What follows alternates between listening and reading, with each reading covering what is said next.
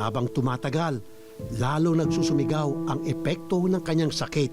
Marami pang pangarap si Matt, subalit sa sitwasyon niya, ano pa nga ba ang magagawa niya? Ay, hindi rin po ako nakapag-ipon kasi po pabalik-balik po ako sa ospital po. Iniisip ko na parang baka hindi para sa akin yung pag-aaral, parang ganun po. Pero heto ang good news ni Doc. Ang paniniwala kasi noon na ang ketong ay panghabang buhay na sakit, hindi na totoo ngayon. At ang malupit, libre na ang mga gamot para sa leprosy ngayon.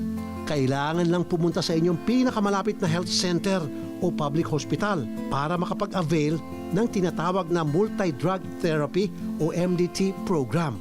Sa gamutang ito, pwede na maglaho ng tuluyan ng ketong sa loob lamang ng 6 months to 1 year. Hindi na nakakahawa ang leprosy after 1 month na nainom nila ang kanilang antibiotic treatment. So, pwedeng-pwede silang bumalik sa eskwelahan, pwede sila sa trabaho.